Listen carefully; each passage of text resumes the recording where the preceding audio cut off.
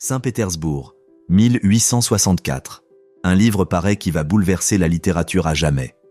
Narré par un homme anonyme, amer, contradictoire, rongé par le ressentiment, il s'adresse directement au lecteur confessant sa mesquinerie, sa rancune, son incapacité à agir avec détermination ou à nouer des relations avec autrui. Je suis un homme malade. Je suis un homme rancunier. Je suis un homme laid. Je crois que j'ai une maladie du foie. Ce sont les premiers mots. Non pas « appelez-moi Ismaël ». Non pas « c'était le meilleur des temps ». Mais une confession de maladie, physique et spirituelle, livrée avec une fierté perverse.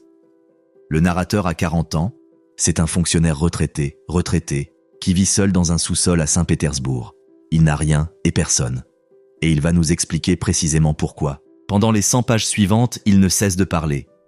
Il se contredit sans cesse. Il avance des arguments qu'il démolit aussitôt. Il insulte le lecteur, s'excuse, puis il insulte de nouveau. Il est à la fois brillant et pathétique, perspicace et illuminé, capable d'analyse psychologique dévastatrice et totalement incapable de toute interaction humaine normale. Voici l'homme du souterrain, et il représente quelque chose de terrifiant. La conscience retournée contre elle-même, la raison paralysée, la conscience de soi torturée.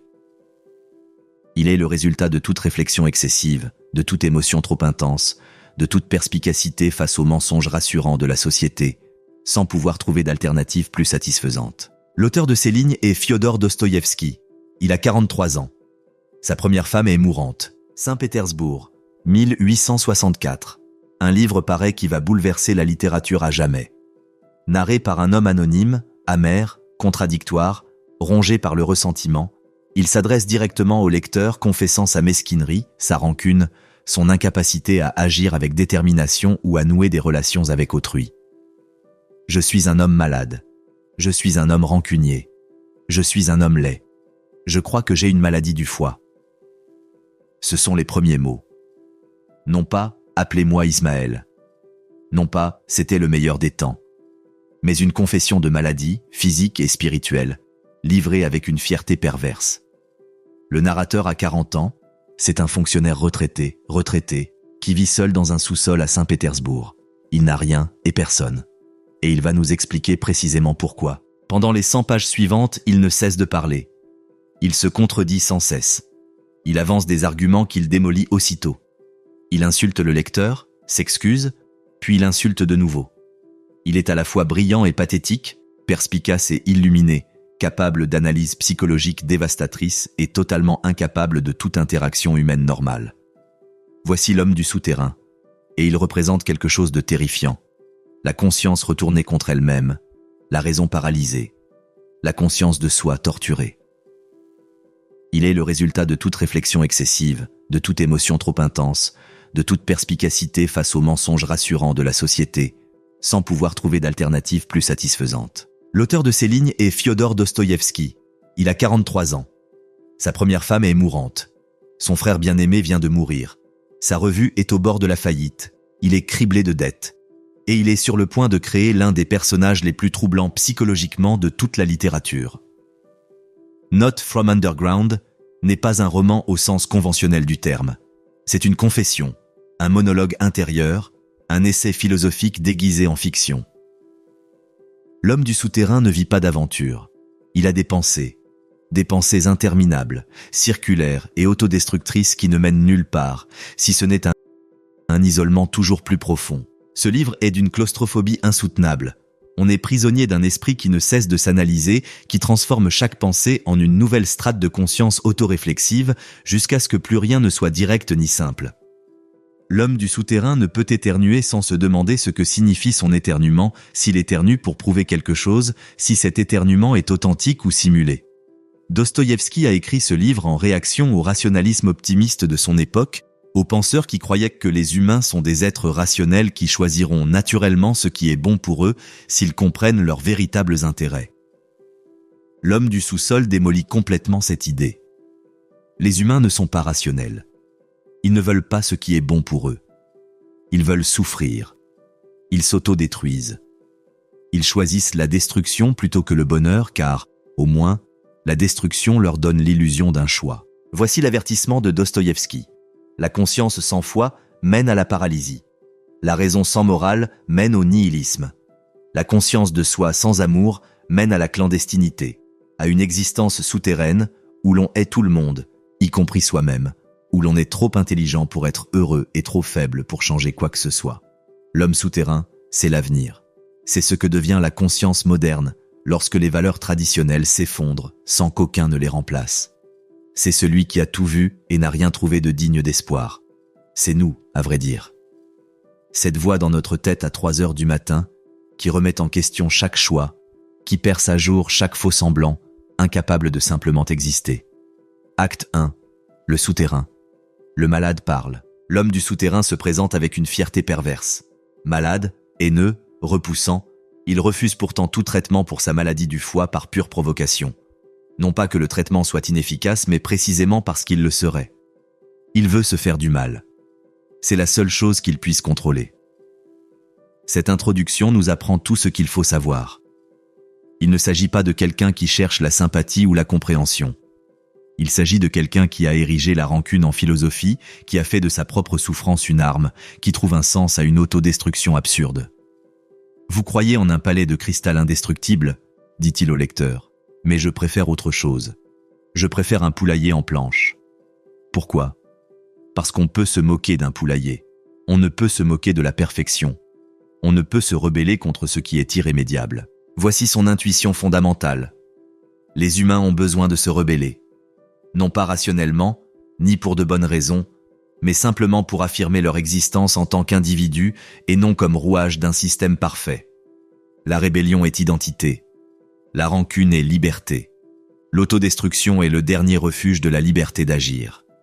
Il nous raconte avoir travaillé comme employé subalterne dans un bureau gouvernemental.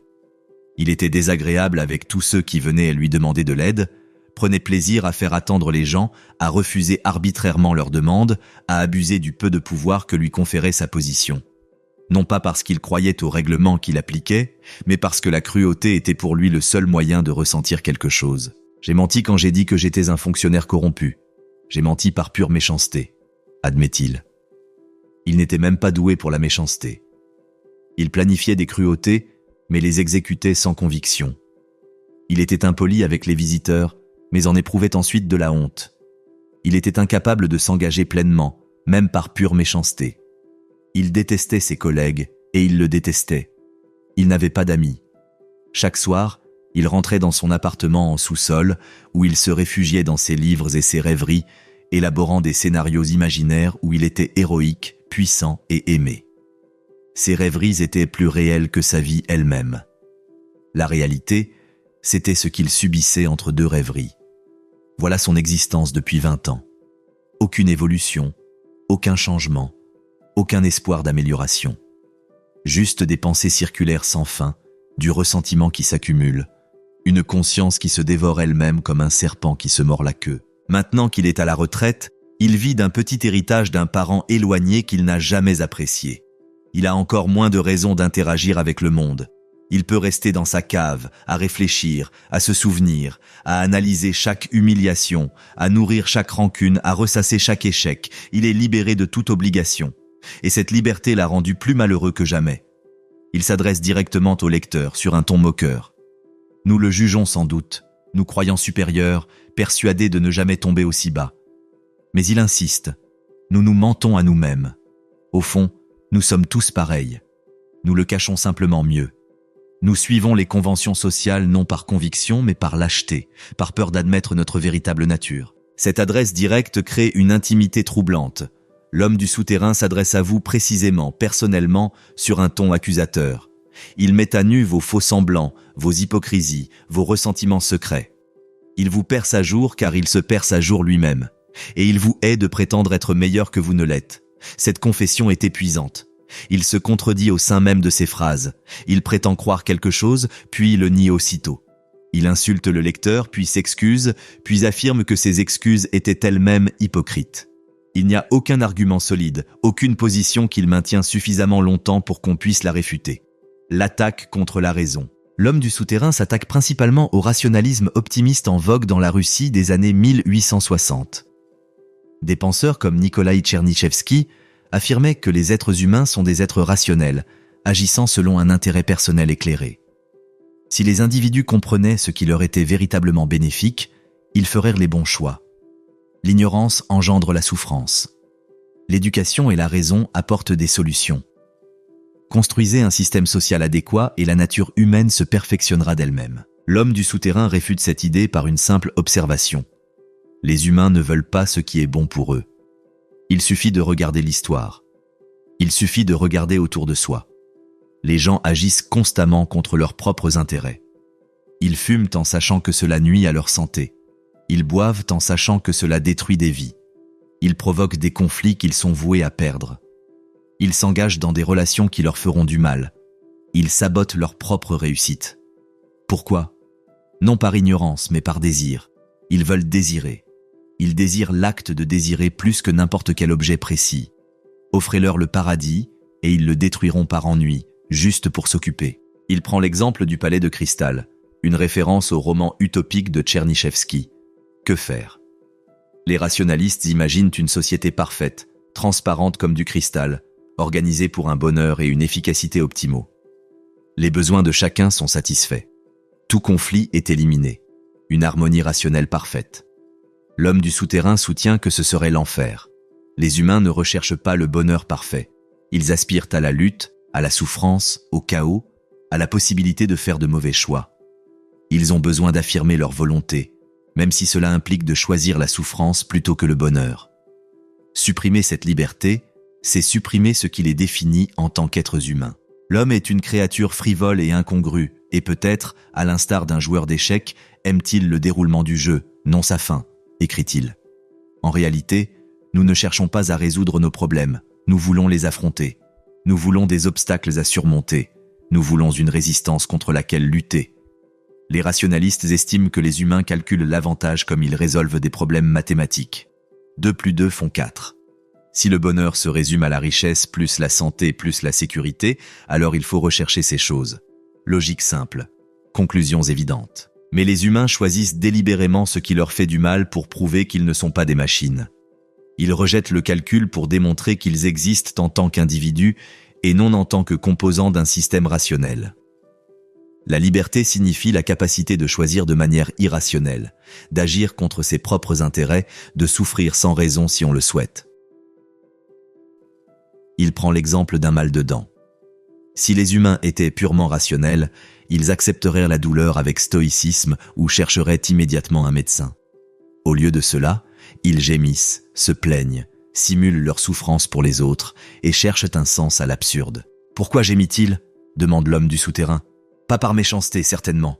Il sait qu'il ennuie tout le monde avec ses gémissements. Il sait que ça ne sert à rien. Et pourtant, il gémit. Pourquoi ? Parce que la souffrance forge l'identité. Gémir prouve qu'on existe. La douleur devient performance, affirmation de soi face au vide. C'est paradoxal, mais psychologiquement juste. Les gens s'accrochent à leur souffrance, refusent les traitements qui pourraient les soulager, sabotent leur propre guérison. Non par ignorance mais par choix. La souffrance leur est familière. La santé est incertaine. La douleur est une identité. Si on la supprime, que reste-t-il ? L'homme du souterrain étend ce constat à la société. Les utopies échouent non pas par manque de conception, mais parce que les humains ne désirent pas ce qu'elles promettent. Une organisation parfaitement rationnelle implique l'absence de liberté, de spontanéité et de toute capacité à agir de façon capricieuse. L'irrationalité est aussi essentielle à l'être humain que l'air qu'il respire. Sans elle, il suffoque. Bâtissez votre palais de cristal, organisez la société à la perfection. Éliminez toute souffrance. Le premier être humain né dans ce paradis commettra aussitôt un acte irrationnel, juste pour prouver qu'il en est capable, pour démontrer qu'il n'est pas une touche de piano actionnée par des lois scientifiques, pour affirmer que ses choix ont une importance, même s'ils sont autodestructeurs. La maladie de la conscience. Le problème central de l'homme du souterrain, c'est la conscience elle-même. Il est trop conscient, voit trop clairement, pense trop profondément. Et cette conscience le paralyse complètement. Il décrit un scénario. Quelqu'un l'insulte. Un homme normal, ce qu'il appelle un homme d'action, réagirait immédiatement. Soit il riposterait, soit il accepterait l'insulte et passerait à autre chose. Simple, direct, sans détour. Mais l'homme du souterrain ne peut agir. Il perçoit trop de perspectives, considère trop d'implications, remet en question ses propres motivations jusqu'à ce que l'action devienne impossible. Pourquoi veut-il se venger? Est-ce par colère justifiée ou par orgueil blessé? Si c'est par orgueil, est-ce légitime? S'il agit par orgueil, donne-t-il raison à l'insulteur quant à son caractère? Mais s'il n'agit pas, se révèle-t-il lâche? Or, la lâcheté peut être un réflexe de survie rationnelle. Mais la survie peut être une faiblesse. Mais la faiblesse peut être... L'analyse se poursuit à l'infini. Chaque action peut être remise en question, chaque motif mis en doute, chaque interprétation réinterprétée. La conscience multiplie les possibilités jusqu'à ce que tout choix devienne arbitraire. La paralysie ne résulte pas d'un manque d'options, mais d'une profusion d'options, toutes également justifiables et injustifiables. Il se distingue de l'homme d'action, la personne ordinaire qui agit spontanément, sans trop réfléchir. Insulté, il réagit. Blessé, il réagit. Sans analyse, sans hésitation, juste une réaction immédiate guidée par l'instinct et le conditionnement social. L'homme du sous-sol envie cette simplicité, mais la méprise aussi. L'homme d'action est comme une bête, agissant sans réfléchir, tel un taureau chargeant un tissu rouge par instinct. Il est libre, mais seulement par ignorance. Sa confiance lui vient de son incapacité à voir les complications que l'homme du sous-sol ne peut ignorer. Un tel homme est simple et direct, écrit-il avec mépris. Il ne se pose aucun doute sur la marche à suivre. Il voit un obstacle et il l'élimine. Il veut quelque chose et il le prend. On l'insulte et il riposte. C'est un mur, une pierre, le genre d'homme que l'on respecte parce qu'il ne se remet jamais en question. Mais cette franchise n'est que stupidité déguisée en force. L'homme d'action ne comprend ni ce qu'il fait ni pourquoi. Il agit simplement parce que c'est ce que l'on attend de lui. Il est une fonction exécutant son programme, non un être conscient faisant de véritables choix. L'homme du souterrain est donc piégé. Trop conscient pour agir spontanément comme l'homme d'action. Trop lucide pour croire en quoi que ce soit, à l'instar des rationalistes. Trop intelligent pour être heureux. La conscience est devenue une maladie, une tumeur qui se développe dans l'esprit, consumant tout ce qui est sain, ne laissant subsister qu'une conscience de soi inutile, si ce n'est sa propre perpétuation. Il décrit des mois passés allongés sur son canapé, à ne rien faire, à ruminer. Non pas des pensées productives ni des réflexions philosophiques, mais une rumination incessante sur des humiliations passées. Il repasse en boucle les conversations, imagine des réponses plus justes, entretient des ressentiments vieux de plusieurs années. Je restais allongé là pendant des jours, confie-t-il, à repenser à l'insulte qu'un certain officier m'avait faite 6 ans plus tôt. Je repassais la scène en boucle, changeant mes réactions, imaginant des répliques parfaites. Puis je me détestais de perdre mon temps avec ça. Puis je me détestais de me détester. Puis j'analysais pourquoi je me détestais de me détester. La pensée ne s'arrête jamais. Elle s'approfondit simplement. Sa conscience est une prison dont il ne peut s'échapper car le geôlier, c'est lui-même. Le gardien, c'est lui-même. Le prisonnier, c'est lui-même. Chaque tentative d'évasion ne fait qu'ajouter une nouvelle strate de réflexion, un niveau de conscience de soi supplémentaire qui empêche toute action directe. C'est le monde souterrain. Non pas un lieu physique, mais un état d'esprit. L'état d'être trop conscient pour vivre naturellement, trop lucide pour entretenir des illusions, trop réfléchi pour éviter de tout voir clair, y compris en soi-même. Une fois sous terre, il n'y a pas d'issue. On ne peut que creuser plus profondément. 2 + 2 font 5. Les rationalistes affirment que la vérité mathématique est le modèle de toute vérité. 2 + 2 font 4. Cette vérité est objective, universelle et éternelle. Si nous pouvions organiser la société selon des principes rationnels similaires, nous atteindrions une harmonie parfaite. Tout pourrait être calculé, optimisé, perfectionné. L'homme du souterrain déteste cette idée avec une intensité farouche. Oui, 2 + 2 font 4. Et alors ? La certitude des mathématiques est précisément ce qui les rend inadaptés à la vie humaine. Les humains ont besoin d'incertitude, de la possibilité de se tromper, de la liberté de rejeter même les vérités les plus évidentes. J'admets que 2 × 2 font 4, c'est une excellente chose. Mais à bien y regarder, 2 × 2 font 5, c'est parfois aussi une chose très charmante. Ce n'est pas une erreur mathématique, c'est une protestation existentielle. L'homme du souterrain sait que 2 + 2 font 4. Il n'est ni stupide ni fou. Mais il s'insurge contre les contraintes mathématiques, contre des vérités qu'il ne peut ni changer ni choisir. Si tout se réduit à un calcul, si la vie n'est qu'une succession d'équations, alors à quoi bon ? Où est la liberté ? Où est le choix? La liberté, insiste-t-il, est plus précieuse que n'importe quel avantage qu'une organisation rationnelle puisse offrir. Si une société parfaite impliquait de renoncer à la liberté de choisir de façon irrationnelle, d'agir contre ses propres intérêts, de souffrir inutilement, alors cette société parfaite serait une prison. Mieux vaut vivre dans le chaos avec le libre arbitre que dans un paradis sans lui. Si vous m'offriez un palais de cristal, que tout y était parfaitement organisé, que vous me rendiez heureux et à l'aise, mais que vous me disiez que je n'avais pas le droit de lui tirer la langue, je refuserais. Je préférerais vivre dans une cave où au moins je pourrais choisir d'être malheureux. Mais il y a un problème. L'homme du souterrain ne croit pas vraiment au libre arbitre. Il vient de montrer comment la conscience paralyse l'action, comment une conscience excessive empêche de choisir. Chaque décision qu'il pourrait prendre est immédiatement soumise à une analyse si intense qu'elle se dissout dans l'incertitude. Que défend-il donc?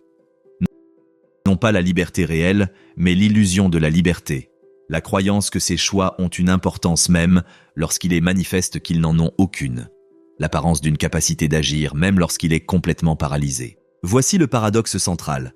Il a besoin de croire au libre arbitre pour préserver sa dignité, pour éviter d'être réduit à une simple touche de piano actionnée par des forces mécaniques. Mais sa conscience lui révèle que le libre arbitre est une illusion. Chaque choix a des causes. Chaque action a des explications. Il n'existe pas de cause inexpliquée, pas de décision qui ne soit déterminée par le caractère, les circonstances, la psychologie. Il défend donc le libre arbitre tout en sachant qu'il n'existe pas. Il revendique son indépendance tout en reconnaissant son impuissance. Il crie que 2 et 2 font 5 alors qu'il sait que cela fait 4. Le cri est essentiel. Même s'il ne peut changer la réalité, il peut la contester. Même impuissant, il peut refuser avec dignité cette impuissance. Même si la conscience est une maladie, il peut être fier d'être malade plutôt que de rechercher une santé qui impliquerait d'accepter ce qu'il ne peut changer. Vous m'offrez le palais, la vie parfaite, l'organisation rationnelle, dit-il au rationaliste. Mais je veux pouvoir refuser. Je veux le droit de tirer la langue, de me tromper, de souffrir inutilement. Car sans cette possibilité, je ne suis pas humain. Je ne suis qu'un mécanisme exécutant son programme. C'est à la fois profond et absurde. Il défend la liberté en refusant le bonheur, affirme son libre arbitre en choisissant la souffrance, prouve son existence en se faisant souffrir. La logique est parfaite et parfaitement autodestructrice. Les souvenirs commencent. La seconde partie du livre délaisse la philosophie au profit du récit, illustrant les idées de l'homme du souterrain à travers des souvenirs remontant à 20 ans plus tôt, lorsqu'il avait 24 ans. Ces souvenirs démontrent que son isolement n'est pas une solitude noble, mais le fruit d'une incompétence sociale flagrante et d'une tendance à l'autodestruction. Le ton change radicalement. La première partie relevait de la philosophie abstraite. La seconde est un calvaire social insoutenable, chaque interaction se soldant par un échec pénible à regarder. On découvre comment la conscience de l'homme du souterrain fonctionne dans des situations concrètes, et c'est encore pire que ce qu'il avait décrit. Premier souvenir, une promenade sur la perspective Nevski, artère principale de Saint-Pétersbourg. Un policier s'approche en sens inverse. La plupart des gens s'écarteraient ou se contourneraient instinctivement. L'homme du souterrain perçoit cette rencontre comme une épreuve existentielle. S'il se retire, il admet son infériorité. Il accepte une position subalterne dans la hiérarchie sociale. L'officier se considère manifestement supérieur et exige de ses subordonnés qu'ils s'inclinent. Se retirer confirmerait cette hiérarchie, il se rendrait complice de sa propre subordination. Mais si l'officier s'écarte le premier, cela signifierait qu'il reconnaît l'égalité de statut de l'homme du souterrain et le traite comme une personne digne de respect. Étant donné que l'officier est un aristocrate et l'homme du souterrain un simple employé, cela paraît improbable. L'homme du métro reste immobile, s'attendant à une collision ou à une confrontation. Le policier le traverse sans broncher, le déplaçant physiquement sans ralentir, sans même le remarquer. Il le déplace comme un simple obstacle sur son passage, puis continue son chemin sans se retourner. L'homme du souterrain est humilié, mais aussi étrangement satisfait. Il a la confirmation que l'officier le méprise, que le monde nie son existence, que son ressentiment est justifié. L'insulte conforte sa vision du monde. Il n'est pas paranoïaque. On le traite vraiment comme un inférieur, comme un moins que rien. Pendant 2 ans, cette rencontre l'obsède. 2 années à repasser la scène en boucle, à imaginer différents dénouements, à fantasmer sur la vengeance. Il arpente régulièrement la perspective Nevsky, espérant revoir l'officier et planifiant ce qu'il fera lors de leur retrouvailles. Il imagine des confrontations où il prouve sa valeur, où l'officier est contraint de le reconnaître. Il élabore des scénarios où les circonstances obligent l'officier à prendre conscience de son erreur, à admettre la supériorité de l'homme du souterrain et à présenter ses excuses. Aucune de ces fantaisies ne se concrétise. Ce ne sont que des vaines tentatives, des substituts à la vie réelle, une compensation à l'impuissance. Il le sait, mais persiste car ses fantasmes lui procurent ce que la réalité ne peut offrir. Un sentiment d'agir, de pouvoir, d'importance. Finalement, après 2 ans, il se décide à agir. Il passera devant le policier sans s'écarter. Il le traitera avec le même mépris que celui-ci lui a témoigné. Ce sera sa vengeance, son affirmation d'égalité. Il prépare cela depuis des mois. Il répète la scène. Il s'exerce à marcher avec une posture et un rythme impeccable. Il emprunte de l'argent pour s'acheter un nouveau manteau afin d'avoir une allure présentable le moment venu. Cette préparation obsessionnelle, presque absurde, révèle à quel point ce geste, en apparence anodin, compte pour lui. Quand cela arrive enfin, quand il parvient à ne pas s'écarter et à ne pas heurter l'épaule du policier, ce dernier ne s'en aperçoit pas. Il ne réagit pas. Il ne reconnaît même pas qu'il se soit passé quoi que ce soit d'inhabituel. Le geste de défi grandiose de l'homme du souterrain est totalement invisible à celui qu'il était censé toucher. Mais l'homme du souterrain considère cela comme une victoire. Il a tenu bon. Il a prouvé son existence par la résistance, même si celle-ci est restée vaine. La victoire est entièrement intérieure, invisible à tous sauf à lui. Ce qui est parfait, car elle ne peut jamais être réfutée ni remise en cause. Voici son schéma. Il invente des drames mentaux complexes autour d'événements insignifiants, interprète tout comme une confirmation de sa vision du monde et remporte des victoires imaginaires qui ne nécessitent aucun effort concret. La réalité n'est pour lui que la matière première de son monde imaginaire, qui lui paraît plus réelle que les expériences vécues. Le désastre du dîner. Deuxième souvenir. Apprendre que d'anciens camarades de classe organisent un dîner d'adieu pour Zverkov, un collègue qui quitte Saint-Pétersbourg pour un poste en province. L'homme du souterrain n'a pas été invité. Il s'invite quand même, bien qu'il n'apprécie aucun d'eux et qu'il sache qu'il ne l'apprécie pas non plus. Pourquoi s'imposer dans un groupe où il n'est pas le bienvenu ? Parce que le rejet lui est insupportable. Être exclu confirme son inutilité. Il ne peut accepter d'être jugé indigne de leur compagnie. Alors il doit s'insérer, les forcer à reconnaître son existence, même si cette reconnaissance est négative. Il se persuade qu'il va leur prouver sa supériorité, démontrer qu'il n'a pas besoin de leur approbation. Mais en réalité, il a désespérément besoin de leur approbation. Il désire ardemment être inclus, il espère désespérément qu'ils se rendront compte qu'ils l'ont mal jugé. Les contradictions ne le dérangent pas. Il est traversé par une multitude de désirs et de croyances incompatibles. Il aspire à appartenir à un groupe tout en méprisant l'appartenance. Il souhaite leur respect tout en les considérant comme inférieurs. Il désire le lien tout en affirmant qu'il est impossible à tisser. Il arrive au restaurant tôt, avant les autres. Il s'installe seul, boit du vin pour se calmer, regrettant déjà d'être venu. Lorsque les autres convives arrivent, Zverkov, Trudolyubov, Ferfichkin et Simonov, ils sont visiblement déçus de le voir. Ils ne font aucun effort pour l'inclure dans la conversation. Ils parlent entre eux de gens et d'événements dont il ignore tout.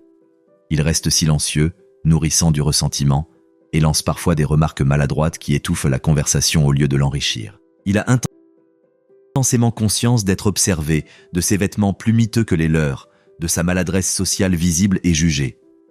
Mais cette conscience ne l'aide pas à mieux se comporter. Au contraire, elle ne fait qu'empirer les choses, car non seulement il agit mal, mais il se regarde agir mal, et ce spectacle amplifie l'humiliation. Le dîner est un supplice. Tout ce qu'il fait est une erreur. Il essaie de participer, mais dit des bêtises.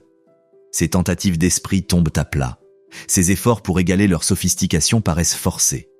Il sent qu'il échoue, mais il ne parvient pas à s'en empêcher. L'alcool le rend agressif.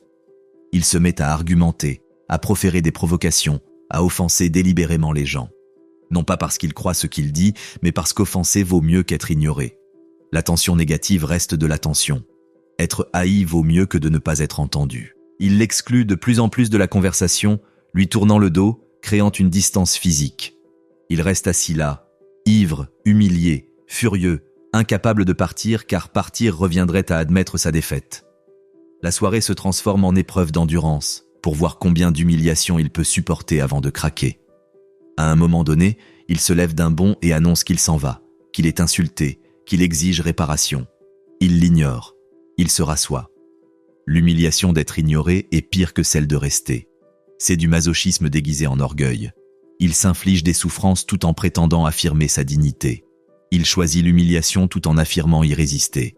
Les contradictions se multiplient, les couches d'auto-illusion s'accumulent jusqu'à ce que ses véritables motivations deviennent impossibles à discerner.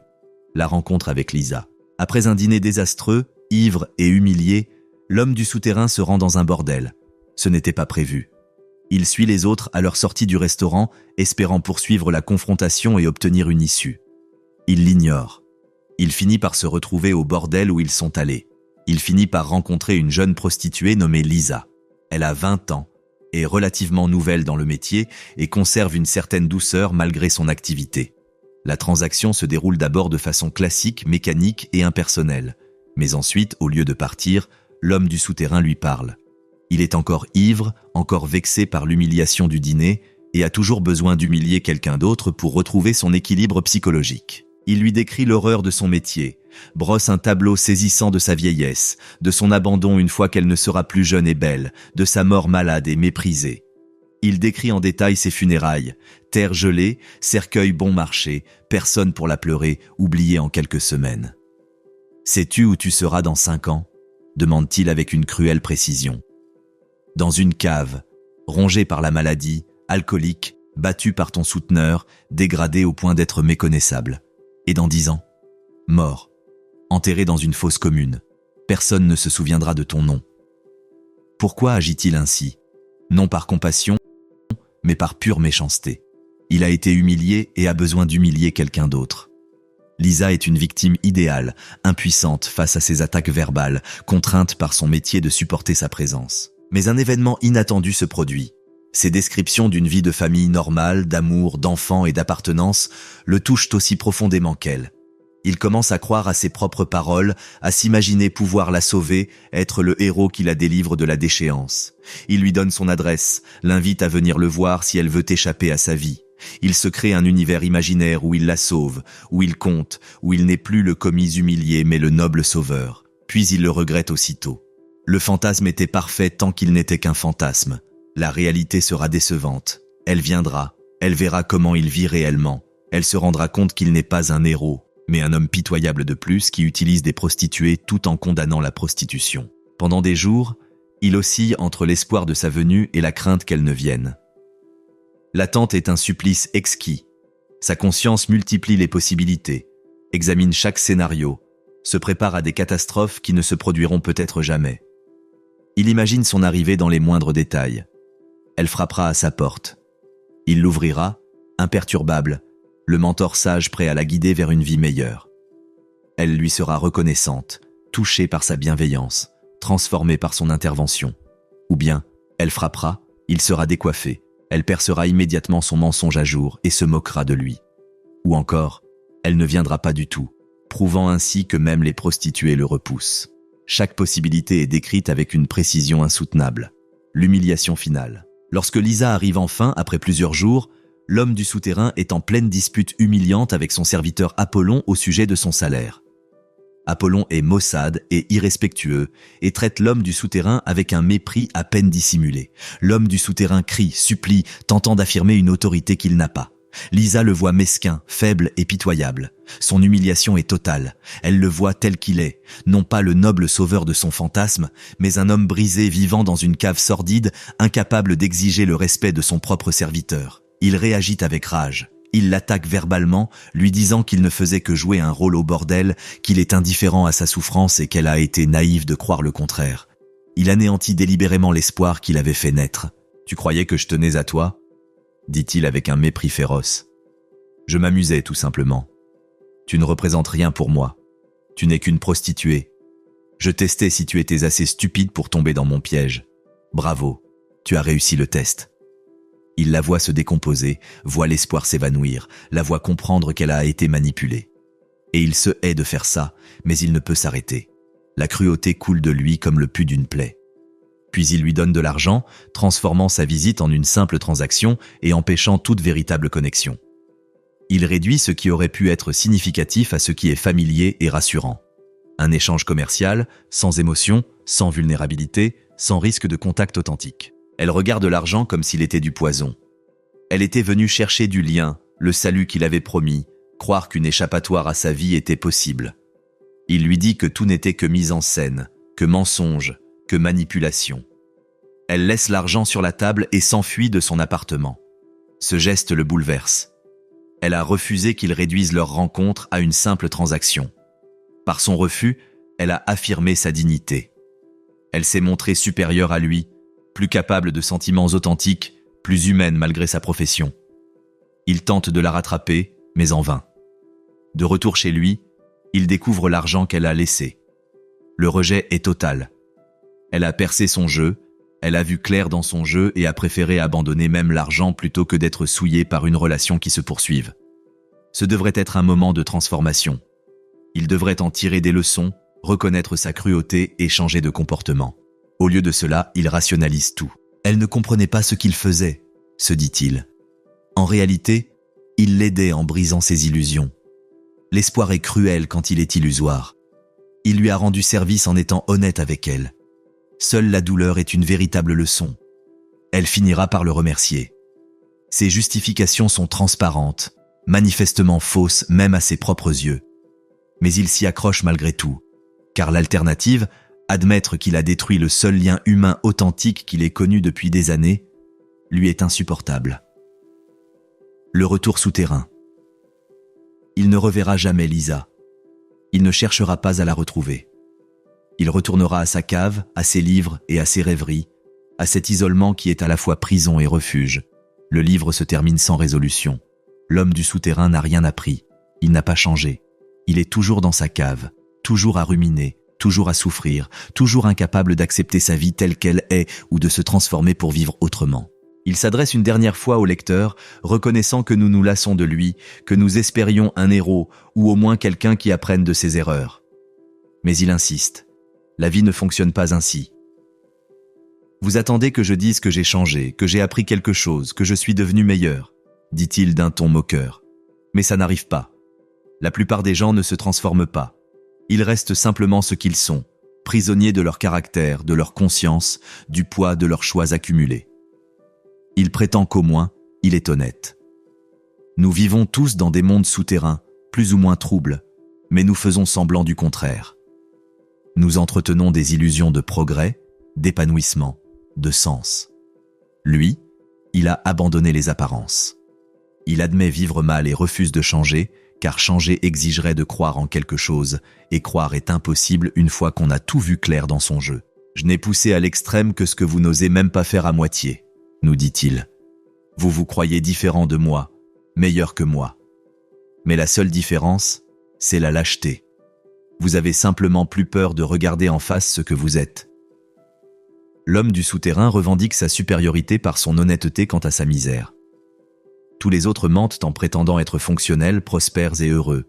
Lui au moins admet la vérité. La vie est souffrance, la conscience est maladie, la connexion est impossible, le sens est illusion.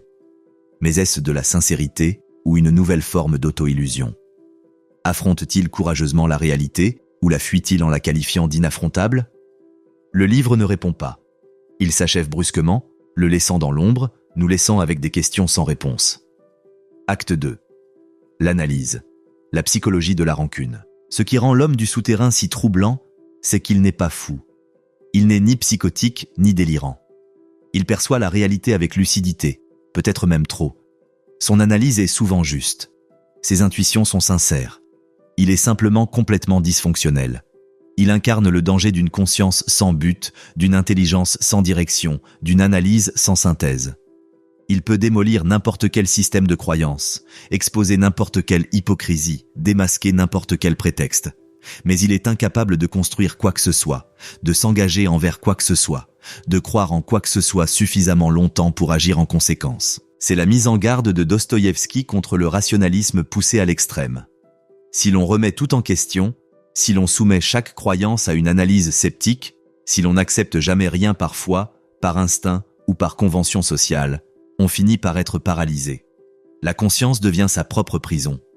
L'homme du souterrain illustre également la rancune comme motivation humaine fondamentale. Il agit contre ses propres intérêts non par ignorance, mais par désir d'affirmer sa volonté, de prouver qu'il n'est pas une machine calculant ses propres avantages. La rancune est le dernier refuge de la liberté lorsque toutes les autres formes de liberté sont bafouées. Il se fait du mal pour prouver qu'il en est capable. Il sabote tout bonheur potentiel pour démontrer qu'il n'est pas prisonnier de la quête du bonheur. Il choisit la souffrance plutôt que le plaisir pour montrer que ses choix importent plus que leurs conséquences. La rancune est son seul moyen d'agir. C'est psychologiquement exact, et ce de façon troublante. Les gens s'auto-sabotent. Ils choisissent la souffrance. Ils nourrissent des ressentiments et refusent l'aide. Pas toujours par calcul rationnel, mais pour des raisons plus profondes, plus perverses, plus fondamentalement humaines que ne le reconnaît le rationalisme. Prenons l'exemple de la dépendance. Le toxicomane sait que les substances détruisent sa vie, mais il continue à en consommer. Non par ignorance, mais par des motivations complexes telles que la rancune, l'autodestruction et l'affirmation de son autonomie. Je sais que c'est mauvais pour moi, mais c'est mon choix, devient un élément central de son identité. Prenons l'exemple de l'autosabotage. Une personne sur le point de réussir qui soudain détruit tout ce qu'elle a construit. Non par malchance, mais par un besoin inconscient d'échouer, de prouver que le succès était impossible, de confirmer la conviction qu'elle ne mérite pas le bonheur. Les rationalistes aspiraient à perfectionner la nature humaine par une organisation sociale adéquate, par l'éducation et par l'éradication de l'ignorance. L'homme du sous-sol démontre que la nature humaine résiste à la perfection, a besoin d'imperfection et requiert la liberté d'échouer, de souffrir et de faire de mauvais choix. Supprimer cette liberté, c'est supprimer un élément essentiel de l'humanité. Construisez une société parfaite, dotée d'une organisation rationnelle parfaite, et les humains la détruiront simplement pour prouver qu'ils en sont capables, pour démontrer qu'ils ne sont pas des rouages d'une machine, mais des êtres conscients, dotés de leur propre volonté. La méthode de Dostoïevski. Pourquoi écrire ceci sous forme de confession plutôt que de récit conventionnel ? Parce que la forme est le contenu. La conscience de l'homme du souterrain est le sujet. Son interminable introspection, ses contradictions, son incapacité à échapper à ses propres pensées, tout cela ne peut être montré de l'extérieur. Nous devons être prisonniers de son esprit avec lui. L'adresse directe au lecteur instaure une complicité troublante. L'homme du souterrain ne se contente pas de nous faire une confession. Il nous implique, nous obligeant à partager sa condition même si nous la nions. Impossible de garder nos distances. Il s'adresse à vous directement, personnellement, sur un ton accusateur. Tu crois lire l'histoire de quelqu'un d'autre, quelqu'un de brisé, quelqu'un de différent de toi, semble-t-il dire. Mais je suis la voix dans ta tête à 3 heures du matin. Je suis les pensées qui t'assaillent quand tu n'arrives pas à dormir. Je suis ce que tu deviens quand tous les masques sociaux tombent. Ce procédé brise le 4e mur avant même que la fiction moderniste ne le popularise. L'homme du souterrain sait qu'il est dans un livre, qu'il est lu, et il utilise cette conscience pour créer avec le lecteur une relation à la fois antagoniste et intime. Il nous accuse de le juger alors que nous faisons exactement la même chose que lui. Vous vous croyez supérieur parce que vous avez un travail, des relations, une vie normale, mais vous êtes juste meilleur pour le cacher. Vous réussissez mieux à faire semblant. Au fond, vous êtes aussi brisé que moi. Ces contradictions sont également délibérées. L'homme du souterrain se contredit car la conscience elle-même est contradictoire.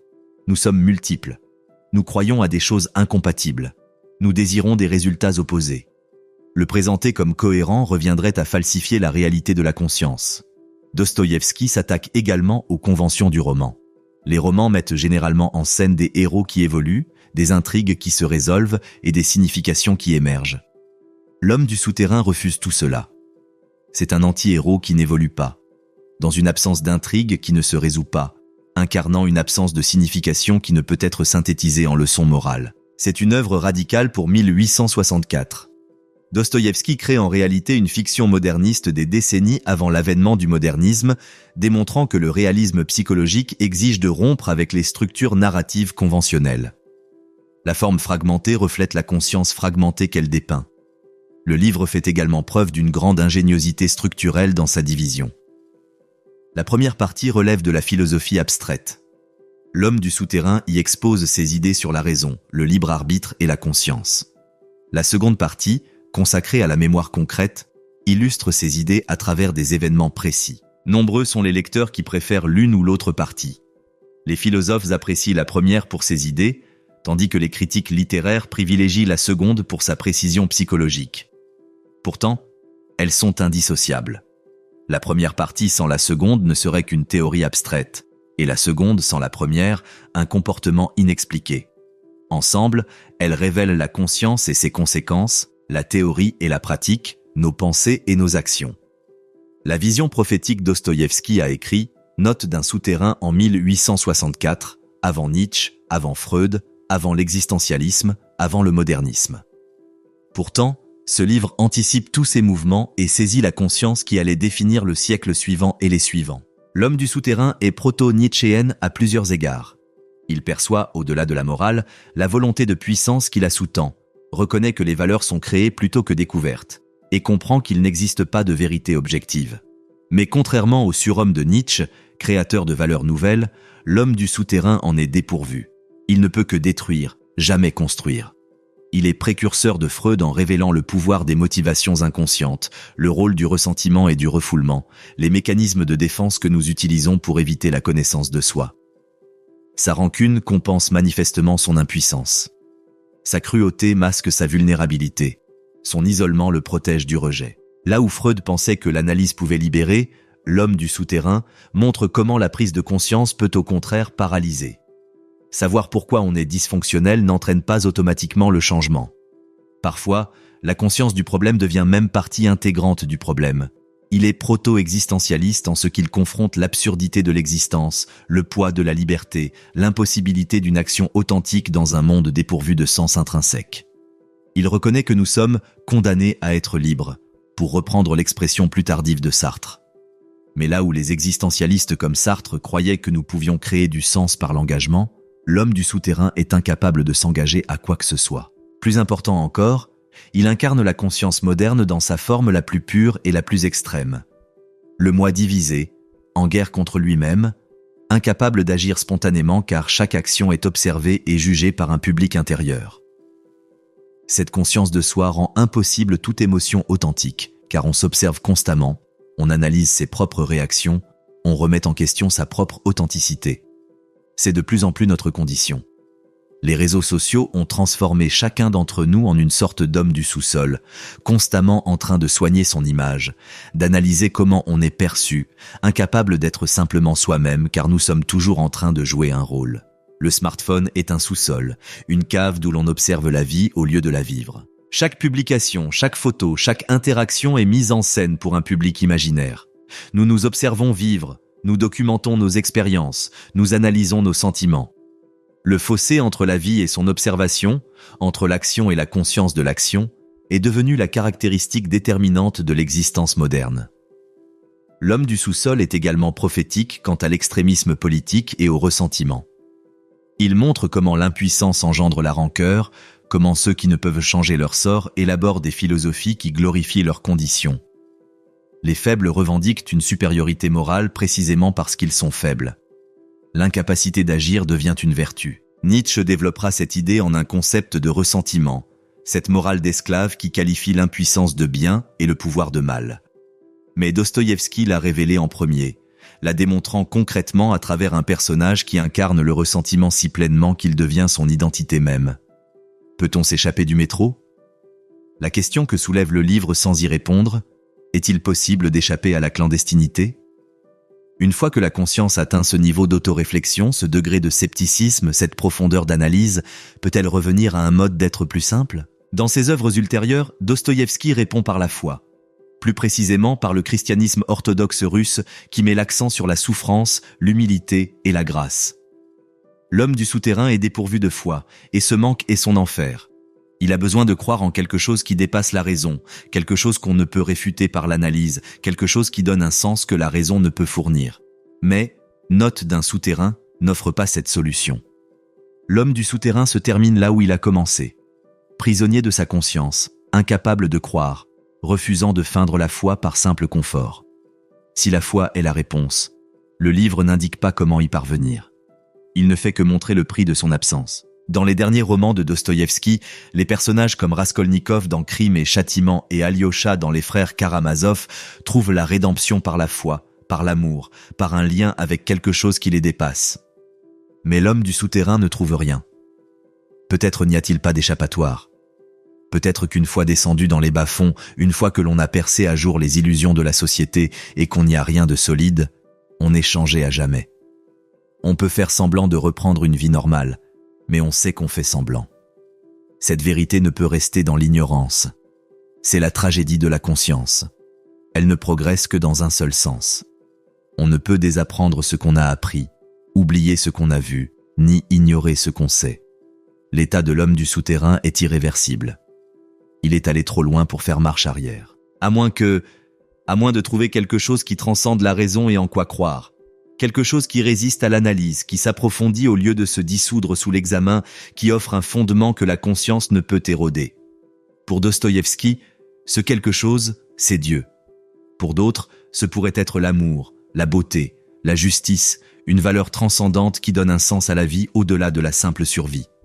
Mais y parvenir exige un acte de foi, la volonté de s'engager sans certitude, le courage de croire malgré la conscience que cette croyance pourrait n'être qu'une illusion. L'homme du souterrain manque de ce courage. Il préfère souffrir dans la certitude du non-sens plutôt que de risquer un confort bâti sur une possible illusion. Et peut-être a-t-il raison. Peut-être que préserver son honnêteté intellectuelle, refuser les mensonges confortables, affronter la réalité sans illusion, tout cela est plus important que le bonheur. Peut-être que la clandestinité est le prix de la vérité. Ou peut-être cherche-t-il simplement à justifier sa lâcheté, qualifiant son incapacité à nouer des liens de honnêteté, son refus d'essayer de sagesse, son isolement d'intégrité. Le livre ne nous dit pas quelle interprétation est la bonne. Les deux semblent vrais simultanément. Le métro se propage.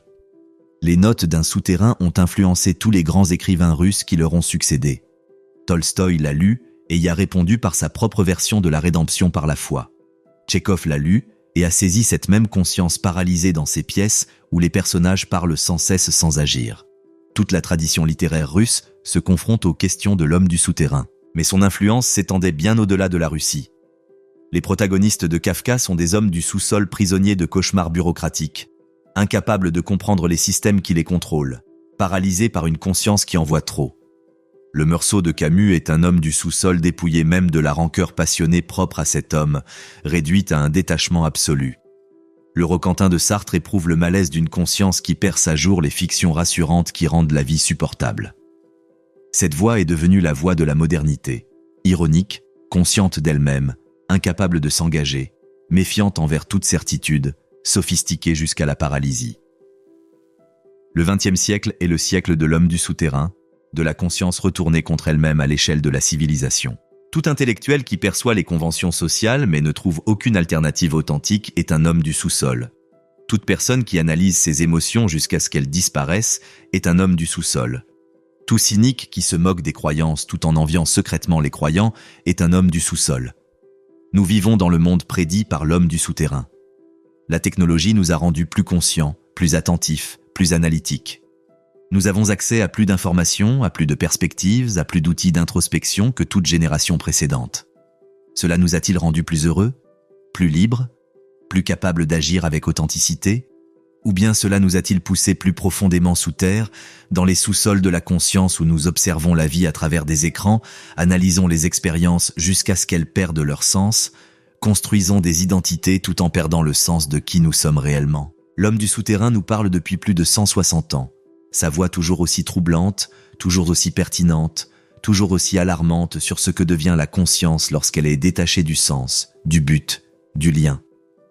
Il est assis dans sa cave, perdu dans ses pensées, souffrant, incapable de changer, refusant de s'accepter tel qu'il est. Et à vrai dire, nous reconnaissons en lui un peu de nous-mêmes. Cette voix à 3 heures du matin, qui remet tout en question, sans trouver de réponse, prisonnière d'une conscience qui ne sert qu'à se perpétuer. Les réseaux sociaux amplifient ce phénomène.